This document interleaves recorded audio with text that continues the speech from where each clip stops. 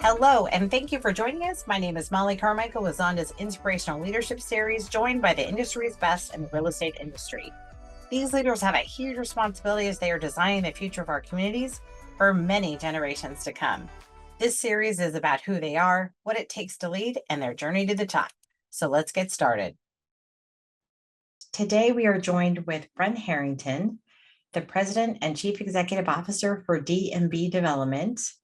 He and his team have planned arguably, I think, some of the best master plans in the country, like DC Ranch, Silverleaf, Verrado, and there's so many more and a lot more coming, including the upcoming master plan that the team has been working on with Disney in the Rancho Mirage area of California, which really brings Brent full circle working with Disney early on in his career as well. I don't want to share too much, and Brent's here to talk with us, so let's get started and hear with Brent himself. Please join me in welcoming Brent Herrington. Brent, welcome. Thank you for joining us. We really appreciate it.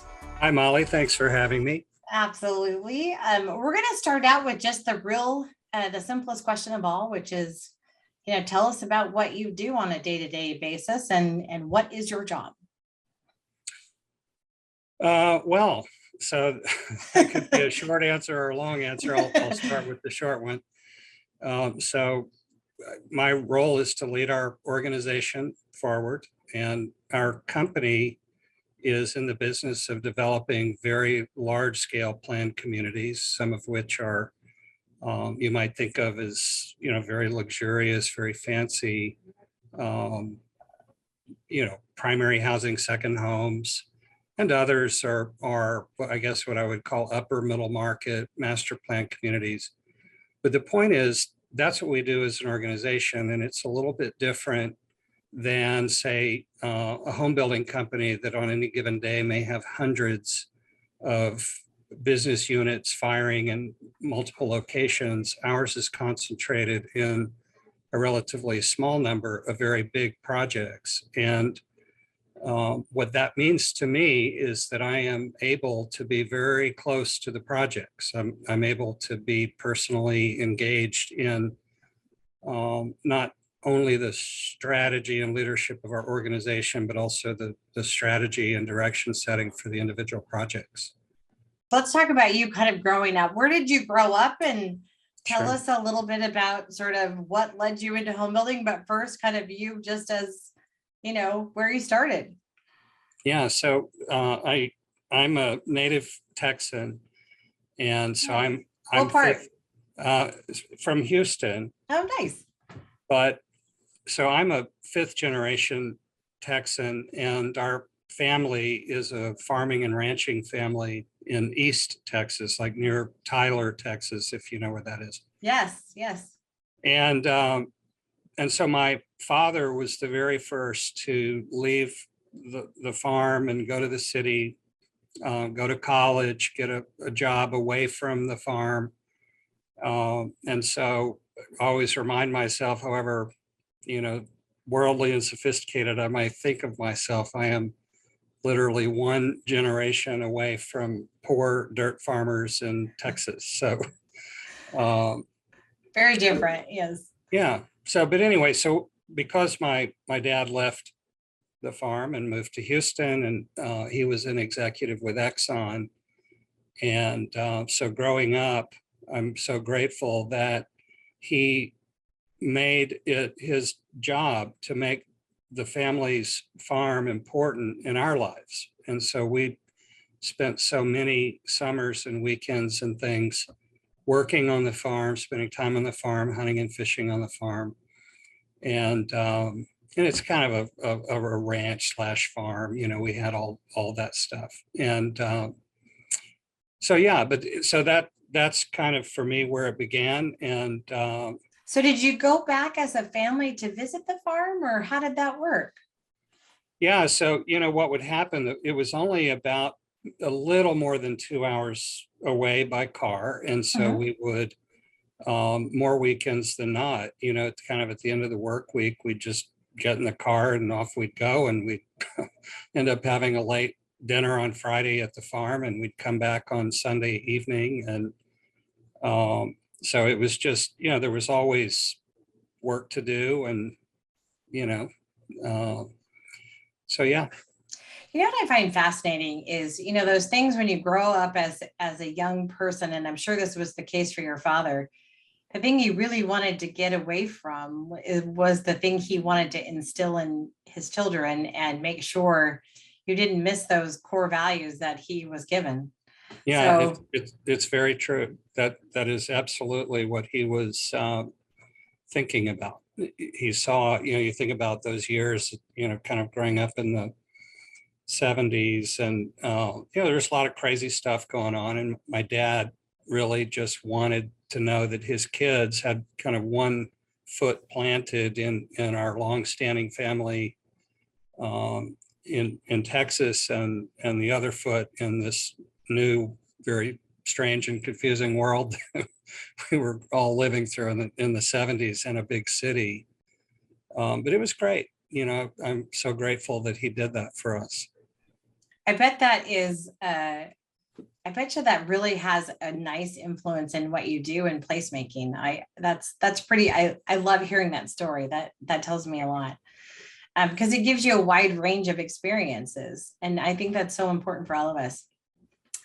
Tell me, kind of going back I'm going to say in your young Brent Herrington days, Sure. what did you want to be as a kid kind of growing up? You have these two major influences. You have your father who's an executive, and at the same time, he's introducing you and making sure you're getting these homegrown experiences on the farm.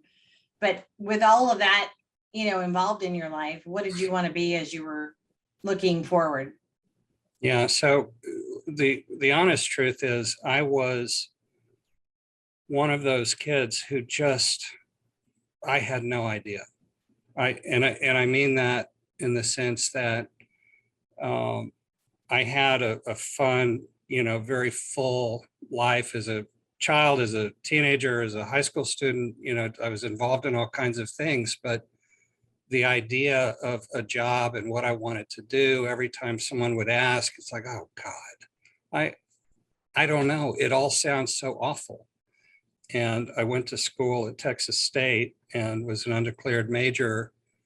And you reach that point where you can't be that anymore. You have to Right. declare. And I had no idea. I was no closer by that point than I had been when I was like a junior in high school. I just had, it all just sounded like somebody else and not like me. And so I reasoned that the closest thing I could do to being an undeclared major was to major in business. Because it says, you can just kind of be prepared for like whatever, and you'll figure it out. Anyway, but the interesting thing that happened is, so my dad was watching me just continue to drift, and he mentioned to me that there was this program at Exxon where you could get a job, and they kind of used this pool of young people that they would hire every year. Is kind of it's like the the reserves, where they get a chance to plug you in different roles, see where your Sure. skills are, that kind of thing. But they, interestingly, they used it Almost like an internship, or? it was a little like that, except that it was, they used it to cover, gosh, think of pregnancy leaves or unexpected illness. And now there's a gap, where we need to slot somebody in there Like for temporary 2 support kind of months. thing. So yeah, and so that it was wise of my dad to kind of point to that, because it did exactly what he thought it would. It let me experience a bunch of different things, but it all came to a very important crossroads when they sent me.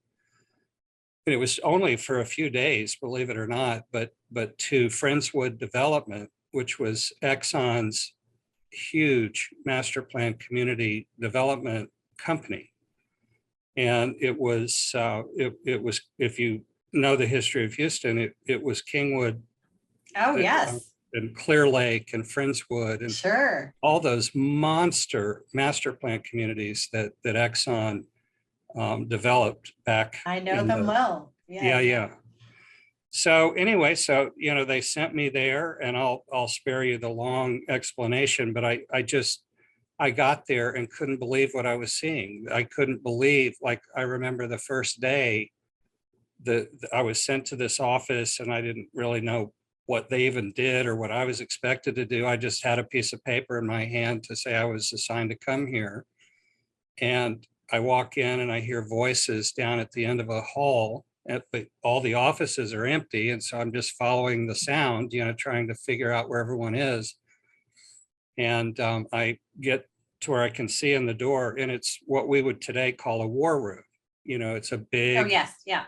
conference room. The walls are covered with, drawings and engineering maps and all kinds of things. And they're all around a table arguing about whatever it was. Actually, one of the things I remember that day, they were arguing about where the elementary school should go, the new elementary school should go.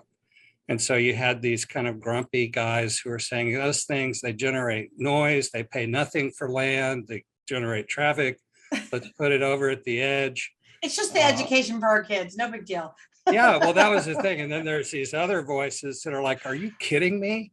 Do you know what an elementary school means to a neighborhood? It's the foundation of our youth, just that.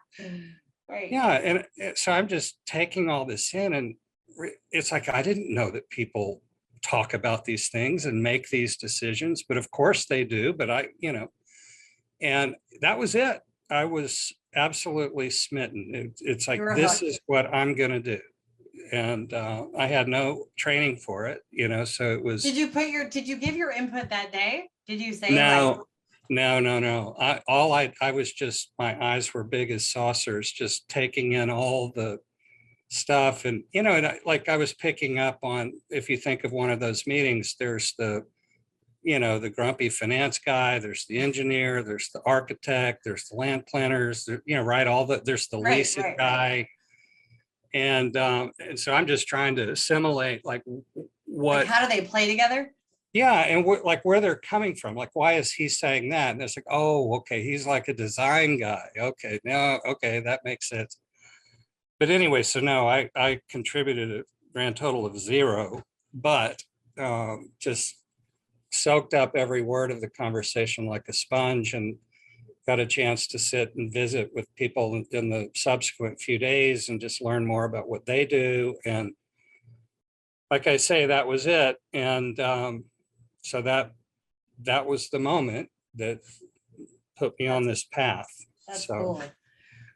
If you were to give that young Brent Herrington any advice today, and you were the person who's kind of guiding the master plan stuff, what would you say to that person kind of entering the room and starting out? Well, the first thing I would offer is that I believed it that day, and I believe it till this very day, that the business of planning communities is the greatest, most fun, most meaningful, most legacy oriented thing that a person can do. I think it is just deeply impactful, and it affects thousands of families' lives. And it's not just the current generation of buyers that'll outlive us, the things we create in community development. And I couldn't agree more. Yeah, I mean, it's powerful, isn't it? It is. I just feel blessed to be a part of it. Yeah, and so the thing to me, this is kind of a self-serving answer, I suppose, in some ways, but I would encourage people, if you're not feeling it in your gut, in the more or less in the way I described it, if you're not passionate about this after experiencing a little bit of it, go do something else. If you're feeling it, if it's a calling, my God, clear the decks, do whatever you have to do to get in the business. And if you're not feeling it, go find something else to do. I agree. Life's too short. I totally agree. So Brent, as you look back in your career, what were sort of the key turning points in your career that sort of led you to where you're at today? I guess I would say one of the big ones is I observed early on that because it requires group of specialists to all come together and work in concert, that it's very easy for people to talk past one another. So in other words, it wasn't uncommon to see the frustration when, say, the business guy who's running the pro forma for a project is frustrated with the architect or with the land planner, saying, look, I realize that would be really cool to do that, but it doesn't work. It doesn't work financially. So it's academic, what you're doing right now. I've had that happen once or twice. Oh my gosh. Or Sure. the architect and the engineer, speaking right past one another. And Right. and so it goes. I mean, and it'd be the same. The marketing and sales perspective is sometimes very much at odds with the high principles of an urban designer, who's all about purity, where the marketing and sales guys are trying to speak for the customer. And so what I did, and I think proved to be helpful, is I just, in recognizing that that's the nature of this business, I began to be a reader. And I would make it my mission I wanted to read all the pivotal things that architects and urban designers and land planners and landscape architects are reading, so that when they would throw out a comp or they would use an obscure reference to, some designer from the past, that I knew what they were talking about.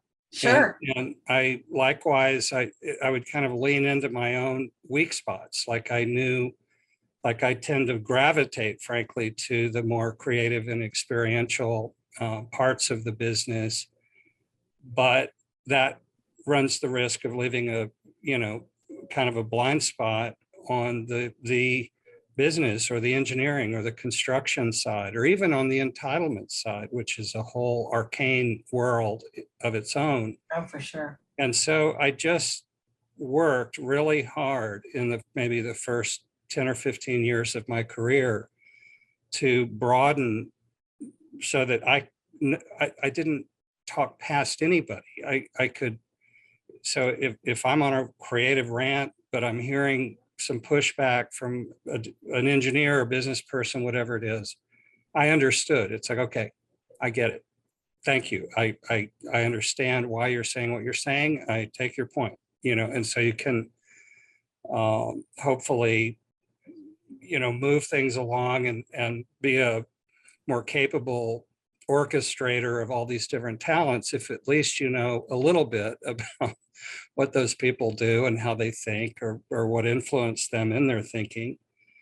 So, I think it's really important. And I look today, as I think of all the high potential people that we see, coming through the organization. That's kind of a dividing line for me. There are people who are really all about being the very, very best specialist in their chosen field, and that's their highest aspiration. And it's fine. That's fine. We need that. Sure. But the guys or people who I really have my eye on are the ones who take a fuller view of this business and are passionate about learning as much as they can from every discipline. So, that again, I don't know if that's the right answer for everyone, but that's what worked for me. Do you have an artistic side in your background? Do you just hire more talented people? Like, how do you achieve that? And, I mean, as you mentioned, there's a lot of disciplines involved. And sometimes you have this mix of, hey, I want to get to a great place, but we still have to make money. How do you balance that? And do you have an art background or any of that? Or how do you balance all of that together?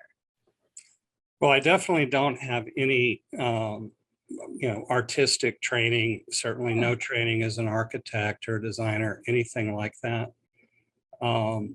And having said that, again, from the very earliest beginnings in this business, I have found myself drawn there. The thing that I can say universally is that we think about projects from the perspective of people first. So it's not, some companies are very transactional in their approach. So they see a piece of land, the conversation quickly turns to what's its best and highest value from a financial perspective. And then how could you, if that's the best, highest value, how could you design the absolute most profitable project of that category? And if you can convince yourself there's sufficient demand for it, then you build that. But you're coming from a perspective of metrics and financial opportunity. And it'd be absurd to suggest that we don't care about those things, because of course we do. But having said that, what we do is we go fall in love with a piece of real estate. And if we can't fall in love with it, we don't want to work on it. Life's too short. We do big projects. Every one of them is, a decade or 2 decades long from start to finish. And so if we're not feeling it, we don't want to do it. And so we fall in love with land. And then from that moment, our thinking is about how do you create the most wonderful, compelling, magnetic place of this. So that's kind of our North Star as a company, that we're looking at land. We're trying to understand the region, the locality that we're working with. We always say when we look at land, let's fall in love with the land, but you also better fall in love with what's around that land. See it with love in your eyes, the way the locals, you go talk to locals and hey, do you guys like it? Oh, I love it here. Really? What do you love about it? What do you love about it? Yeah, and they start telling all kinds of fascinating things. So, it's like, yeah, nobody really realizes it, but we've got this, we've got that. And oh my gosh, people are so nice here. And so it's our job as developers to kind of fall in love with the place that you're going to now design a community to become part of, and connect to that, and have your community benefit from all of the good things that were there before you arrived. And but anyway, that kind of people-centered approach has been intensely profitable for us. I have so many DMB favorites. It's hard to pick my favorite, but each of them is very unique to its place, which is everything that you're saying. You guys are working on several new master plans right now, one of which is very noteworthy. At least we're hearing a lot about it. Can you share anything about that and what you're doing out in the desert, Rancho Mirage? Oh, yeah, no, sure. So that one is a fascinating project. Before it's anything else, it's really kind of the ultimate infill site. So DMB for a long time has been very interested in infill. And I won't go on it's and on. It's so hard to find infill in a master plan kind of way, but you're right. That's it. Right. That's right. it. And so we get energized on the subject of infill and how cool it would be, but it is so very difficult to find infill projects that you can do at scale, and DMB works at scale. So this site is really the crown jewels of the greater Palm Springs area. It's the geographic center. It is bounded on all sides by built out developments. It's in Rancho Mirage, which is really AAA location. Yeah, great location, a very, very affluent area of the valley, lots of cool stuff there. And so anyway, so we began working on that site with just tremendous enthusiasm. We just almost couldn't believe it. I remember saying to our people that that this site, the fact that it's sitting here empty, violates gravity. There's no way that this could have happened unless there were some story, and there was one. And so anyway, again, I'll save you all of that. But so we were just pinching ourselves that we have this site to work on. And so we started down the path of planning the project, and kind of coinciding with that, DMB and the Disney company began conversations about collaborating on projects. And the Disney and did that just come out randomly? Brent, or like, how did that come out? Well, I Did you think the seek way it I would out? Did they describe seek it it, out, or? yeah, no, I mean, they reached out to us, but it was, so, I'll let them some other day give a fuller explanation of all this, but the very shorthand version is that they internally settled upon this notion that um, there's a real opportunity for Disney. And if you realize the scope of what that organization has. So we all think of course, things like the theme parks or their animated films and those kinds of things. But, they own ESPN, they own National Geographic, they they they own ABC, their movie making portfolio runs the gamut. It's not all G-rated animation. It's, award-winning movies across all the different genres. And so anyway, it's a stunning organization in terms of what they have to offer. And they realized that the business of community development was one where there was just a fascinating potential to add value as an organization, to deliver a lifestyle experience that goes beyond really what they saw anyone else doing. And just coincidentally, 25 years earlier, I had been part of the Celebration Florida community in Florida, which was Disney's first and actually their only large-scale planned community. Interesting. So you worked on that back in the day. I did. So Okay. I was the original town manager for the town of Celebration, Florida. Nice. So we opened that in 1996. And so, I kind of had that kind of background with the company. And Sure. so when we talked about their interest in this whole new vision of community development, I was, highly receptive because I could just I'll get it. bet. I could see where this was going to go. On the first phone call, when they very first contacted me, I was thinking, oh, of course they know I worked on Celebration, and they didn't. The Oh, guy how was fun. talking, yeah, I mean, that was a long time ago. And of course, by the time we hung up, it's like, oh my gosh, so the guy I was talking to had actually, as a very young financial analyst, had done some of the original pro forma spreadsheets for that project, but our paths really never crossed. So anyway, I think if I had to, offer attribution to anyone, I'd offer it to our chairman, Drew Brown, because in reality, if you look at the whole track record of the company, so much of what we did in the, the bulk of our history as a company was really led by Drew and his vision and his values, which, as you can gather, very much colored my own vision and values. But Disney reaching out to us is really driven by our track record. And it was Sure. just almost a lucky circumstance that I had history with the company. That's pretty neat. Can you give us any sort of previews on what's to come? Like key ingredients on what's to come out there? I mean, I sort of know, but just would love to Sure. hear some of that. Yeah.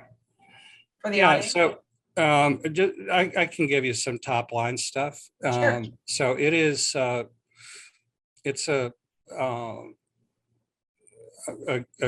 gated community. The price points are pretty high, has absolutely spectacular amenities, private club, all that kind of stuff. But our hope is that it is known best for the extent to which it welcomes everybody. And so the, inclusive with a capital I, that the basic premise of this concept goes to the idea that there's something very interesting that happens for people when they reach the stage of life that, let's say for those with families, it might coincide with the empty nester years. And it's only then in those later years where you still have the energy and the health and the time and the kind of window of opportunity to pull some of those things from the back burner to the front burner. And so we started thinking about a community that's about that. It's about that. And it's about inviting people who are young at heart, share that passion, have things they want to accomplish, but are also want to be part of a community where they're enthusiastically supporting others in pursuing their deal, whatever their deal is. And it could be entrepreneurial, it could be artistic, it could be, who knows, it could be philanthropic. I mean, who knows? But it's about that orientation to life. And when the Disney guys started kind of laying that out to me, my heart melted. It's like, yes. It sounds like Disneyland for adults. Yeah. But I just love that if you think about it, Molly, what it could have been is just empty calorie. Just, right. They could have packed it with all kinds of extra amenities and it's like, right. Oh, we have more amenities than the next community and that kind of thing. And here it's a deeper, more meaningful, kind of aspiration. And that really got me. It's like, yes, more of that, please. That is really cool. And I want to be part of it. So I can't wait. So that's where we're going. When does that open? It'll be, you'll start to see probably the very earliest, call it pre-sales in maybe between a year and a half. That's exciting. So we're out there, grading lots as we speak. So it's coming. That's exciting. Well, we have both the industry and consumers listening to this, so that'll be neat to see as it comes up. I can't wait. Okay, so I'm going to do a quick round of questions with you. Just very simply, tell me your favorite sport. Oh, I guess it's at a personal level, it's golf. The sport I love to watch the most is basketball. Nice. What's your favorite pastime? What do you love to do when you're not doing this? Photography. Really? Yeah. Do you do your own photography or admire others? No, I do my own, and yeah, it's one of those things that where work and personal stuff blend together. But I found early in my career that I was like the worst person on earth to go on vacation with, because like my wife and kids, everywhere we went, I'm looking for comps. I'm seeing, oh my God, that's the coolest doorway I've ever seen. I have to document that, or I'd bring a tape measure, and this urban scene feels so perfect. I need to know how many feet it is from the front of the building to the back of curbs, because whatever this is perfect. So I was constantly doing that, and it led to just kind of loving the interplay of nature and architecture and light and people. And so anyway, I love photography. That's awesome. And you said you didn't have an artistic background. I'm taking that back from you. Right. Your favorite place to visit? Well, so my favorite city without question is Paris. And we've spent a lot of time there. And but I would say that my wife and I have settled into a pattern where we like to take 2 important trips a year, And when we do, we alternate between, just indulgence and decadence, and just going to like our last one, we were in Monaco and Provence, and just nice. Absolutely awesome, 5 on that one trip, 5 Michelin 3-star restaurants, that kind of thing. Mm-hmm. And then we'll turn around, and the next trip is more about discovery and adventure and places we've not been, and kind of pushing our own comfort zone a little bit. And so that's interesting. Key ingredients for leadership. What do you think are the key ingredients to your leadership? And what do you think has been sort of the, what I would call the foundation or principles that you believe in most, that have been most successful for you? So for me, leadership of this organization begins with working on things that I and we are passionate about. Absolutely. Because if you see what that does to an organization, that very quickly, people, if you join the DMB organization and you're just inspired by what's happening, and you're inspired by the people that you're working with because they're inspired by what we're working on, and the direction of the organization is apparent no matter what your job is. Everybody is working, kind of down one path to create something really special. It's more than like a casual commitment on our part that we're just not going to take on a project that, like, my gosh, you could make a ton of money on that one. You could buy that one and zip, cut it up and sell bulk parcels and, make millions. And we're just not going to do it. That lets somebody else do that. Well, so I'm going to share a couple of things about you that I've observed in my experience with you, that I don't know that you realize you do it naturally, but I think you're first and foremost a really good listener. Anything you don't know, you'll get people on that. You'll be on that. Your whole team will figure out what those things are that you need to know and do better. And I mean, I see that constantly from your team. And then the last one I think that you're brilliant at is facilitating groups of people and literally listening, getting them all involved. And I think it takes a certain kind of talent, as much as you believe that site is so exciting to be passionate about. I think you have to have the right vision and lead that vision to get people to realize they can have an impact too. And that's an amazing gift. So, but you're very modest in your answer. So I think that's such an important factor to let people know in the room, they can make a difference too. Right? I mean, that is the key. Yeah, I'm telling you, for me, when I think about that facilitation that's so important to our business, it's all rooted in a very genuine belief that we will fail if we don't hear from everybody. Right? Because as I said, this business is a, it's the harmonious kind of orchestration of all these different perspectives and talents and whatever. And without any one of them, you just do the thought experiment. If any one of those disciplines or perspectives just is either missing or is underrepresented, under listened to in the process, the project is at great risk. Or underprepared. Right. And so for me, it's no kidding. We've got to hear from everyone. And those rooms, can be intimidating, not certainly meaning for it too, but I mean, when you find yourself in a room with a lot of really smart people and opinionated people and words are flying, and, it sometimes it takes a little bit of gumption to just stick your chin out, and say what's on your mind.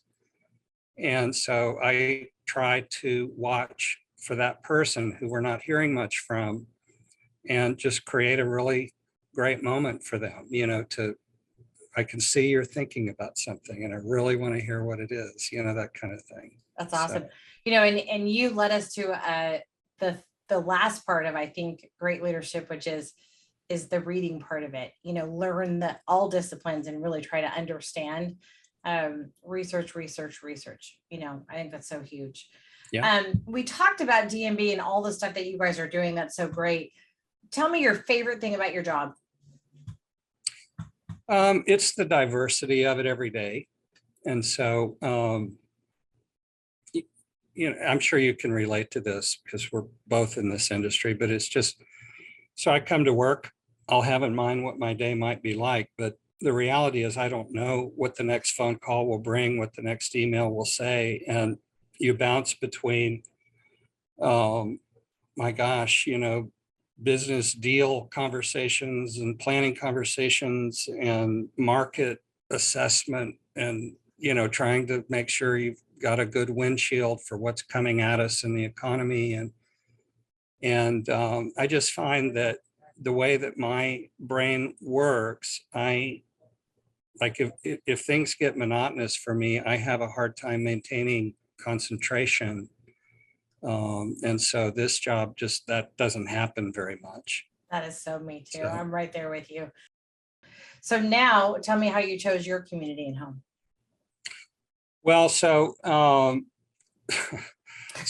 we actually just recently bought a new home here in the Scottsdale area, and so that one I'll put on pause for a second. But the house that we sold to move to our new home was one of the oldest houses in Phoenix. It was a late 1800s. Really? And if you know Phoenix, there wasn't much here in the Sure. late 1800s. And I wasn't here, but I know. yeah, right. I mean, it's just, but there just weren't a lot of people living in Phoenix before air conditioning and those things, right? But Right. this house was an old stagecoach stop, and when it The house itself was a stagecoach stop. it was, and so there were two old adobe buildings. One was where, if you were a passenger, you would go and sit inside and wait for the stagecoach to come. There was a fireplace, and then the other was a storage building for all the the tack for the horses and feed and just stuff. Mhm. And so anyway, somewhere back around 1900, the guy who was hired by the federal government to build the canals in Phoenix that made life here really possible, needed a home, and there wasn't anywhere for him to live. And so he petitioned the government to deed him this old structure that had been the stagecoach stop before stagecoaches stopped running. And so he bought it, or got it, and then went and bought a bunch of old telegraph poles. So the telegraph system had become obsolete. So there were big piles of telegraph poles. And so he bought those and turned this old adobe, building, and the little storage building next door, turned it into a home. And over the decades, it became really a very well-known home. It's in the Arcadia neighborhood in Phoenix with beautiful Camelback Mountain views, and lots and lots of charitable events and things have taken place there over the years, and so we loved that home at a level that we'd never experienced before. Just the history of it, Sure. it's hard to explain.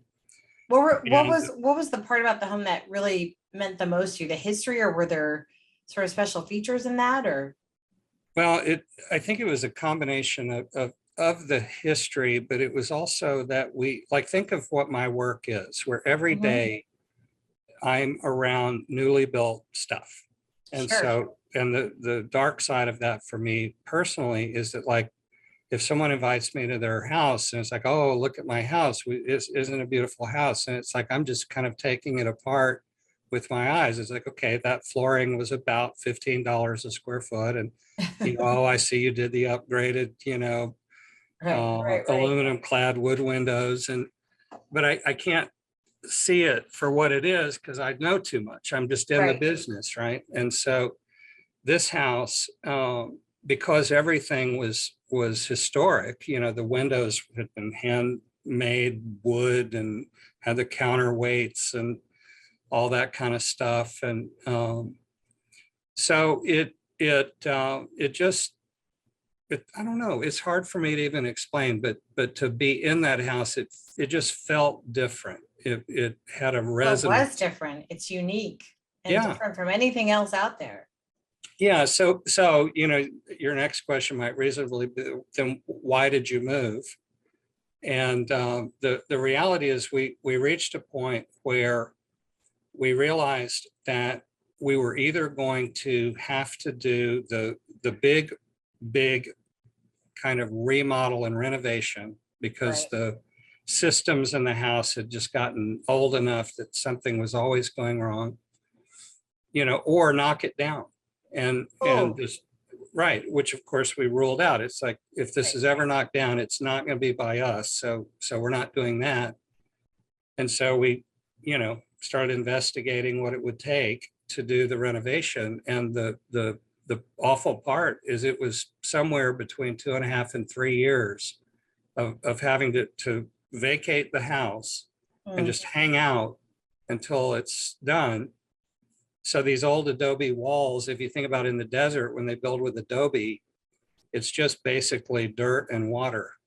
And so it'll hold together while you build out of it. And then you use lath and sure. plaster to, but to open up a wall, the dirt just starts to pour out.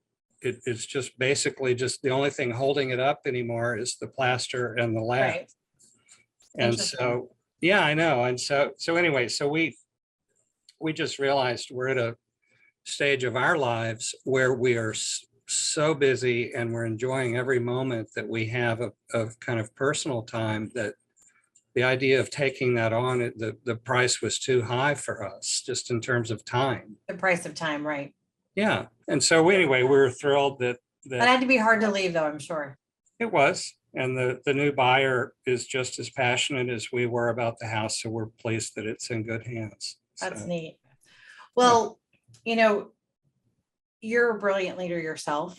And I'm sure you had people that inspired you along the way. Who are the people that were sort of your inspiration throughout your career? And again, in the industry, outside the industry, whoever that was. And I'd love to almost hear, one or two personally and professionally. So professionally, there are clearly two people and not more than two who've really been my mentors. And so one of them is of course Drew Brown here at DMB. He I think I've said this, but that the base wiring of this organization, that passion about thinking first about people and all of that really comes from Drew. He set the template. It drew me here, and a lot of other really great people. And so I have paid very, very close attention to Drew and how he works, how he thinks. The second, if I don't know if you would know Charles Frazier, who was the developer of Hilton Head Island, the Sea Sure. Pines company back in the day. And so my path crossed with Charles when I was part of the Celebration Project, and it triggered years of friendship and correspondence back and forth. And he was an old world guy who wrote letters in the way that most of us are too busy to do anymore, but he would I write. love getting letters even today. Yeah, and just endlessly curious. So that impulse that I had to read and absorb information from all the disciplines, that was Charles Frazier. That was him. It was astonishing, the breadth of information that he took in, and his passion for poetry. Like I remember before I had ever once heard the words biophilic design or biomimicry, Right. he was writing to me about it, telling me how important he believed it was and how I needed to learn more about that, and things like that. But his intellectual curiosity was a tremendous inspiration for me.